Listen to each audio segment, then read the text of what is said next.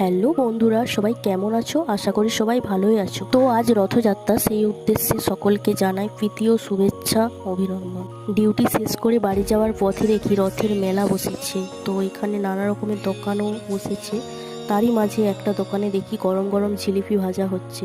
তাই দাঁড়িয়ে পড়েছিলাম বাড়ি যেতে যেতে, কারণ ভাবলাম একটু গরম গরম জিলিপি নিয়ে যাই, সবাই মিলে একসাথে খাওয়া দাওয়া করবো। ও বাবা, এসে দেখি তো জিলাপি সব শেষ।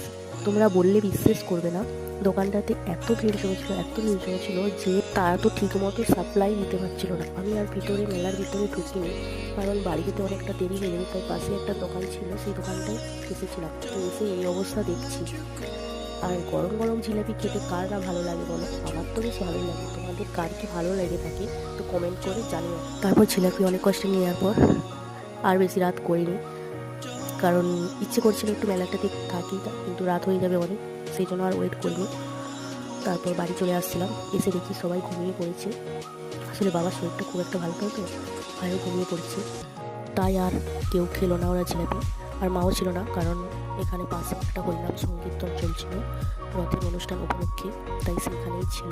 ভেবেছিলাম সবাই মিলে একসাথে বসে জিলাপি খাবো, সেহেতু কেউ যখন খেলো না সবাই রেখে দিয়ে আমি চারটা নিয়ে বসে পড়েছিলাম খেতে। কিন্তু দুটো খেয়ে আর খেতে পারিনি। কিন্তু জিলিপিটা খেতে ভালো লাগছিলো, বাট আমি খেতে পারিনি সেটা আলাদা ব্যাপার, কিন্তু খেতে খুব ভালো লাগছিলো, কারণ গরম মুচমুচে জিলিপি কার না খেতে ভালো লাগে বলো। ভিডিওটা এই পর্যন্তই, আবার দেখা হচ্ছে নেক্সট ভিডিওতে। তোমাদের সাথে ততক্ষণ সুস্থ থাকবে, ভালো থাকবে, আনন্দে থাকবে।